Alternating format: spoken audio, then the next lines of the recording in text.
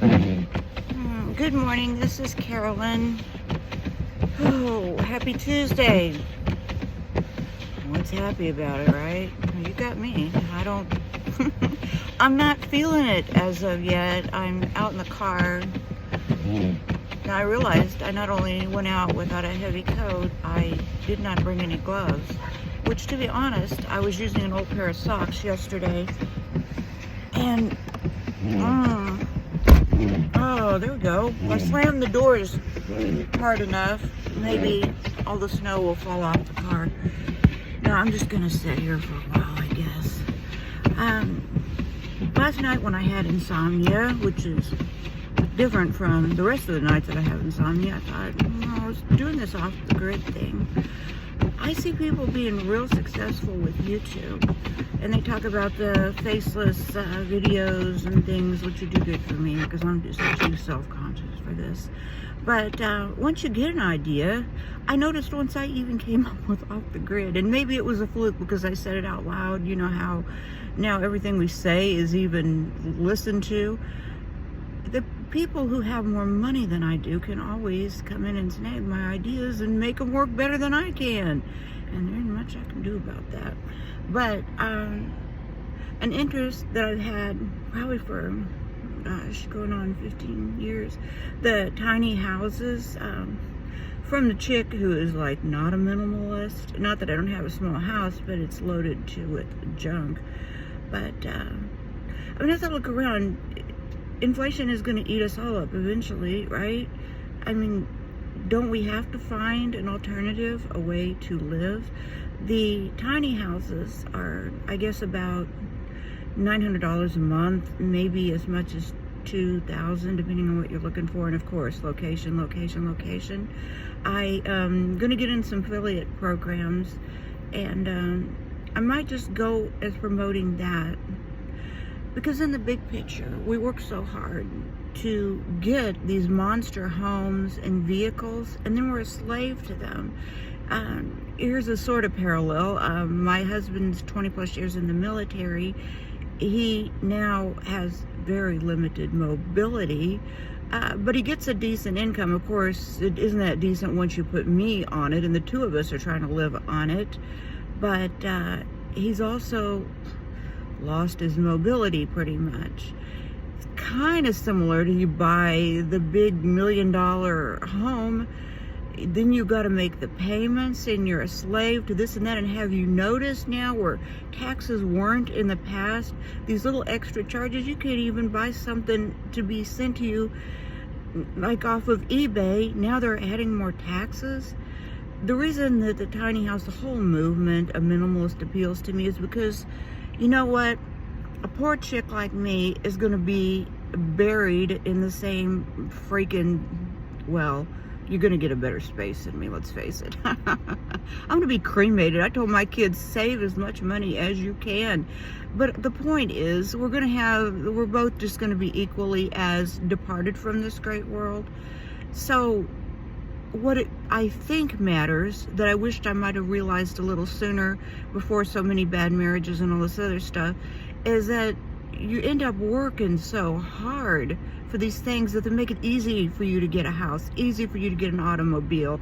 What is that kind of cheesy commercials you hear about? Yeah, you put $7 down and drive away in that truck or luxury car. They don't mean nothing. You're a slave to all of this stuff. That's why the minimalist lifestyle is starting to appeal to me more, or at least I want to promote that to, like, say, the next generation. Because what you want to preserve is your health and your ability to really live, and not, have to go into, I think, even if it becomes kind of obscure, many people say negative things about the young generation not wanting to work. You know what? I'm not so sure I even blame them on that. You put in all of these hours of your life that you cannot get back for something that you're like an ant on a treadmill or something. You just keep going, and then you got to buy more insurance for this, and then you got to pay more taxes for that, and then, oh, wait a minute, you forgot that charge, and then you're taxed on the money you've already been taxed on. There's got to be an end game to this. I mean, don't you really see that? Or am I just out here in my freaking car talking to myself? Wouldn't be the first time. Yeah, I used to have a pretty good relationship with alcohol, so talking to yourself, hey, not the first time. May not be, even out here today. Tired of the snow. I'm kind of scared to even say this, but I look at some of the other YouTubers and who I think has got it right. Lamont at Large. I have been watching that guy for years and traveling all around, and I don't know whether he actually lives in his automobile or not. Occasionally stays at some motels, but he snaps back a top and goes on a rant at about 1 or 2 o'clock in the morning, and I kind of think he's got it right. It looks like he is the low maintenance life, but having fun, doing what he likes to do, going to the departed's, can I say gravesites? And see, I don't even know what I can say on here and what I can't without getting, I'm not even monetized yet, and I'm already worried about being demonetized. But going around and telling these really cool stories and investigating these stories and going to kind of unique and sometimes morbid places, but it's interesting. And it sounds like he came from very humble beginnings, doing things that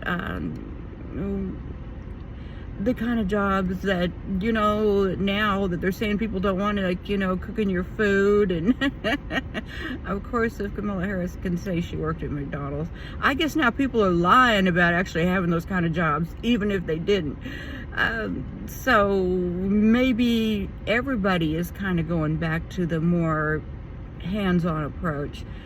I know I love technology, but come a point, we got to learn to be able to do other things that we might need to do, like the hands-on electrician, plumbing.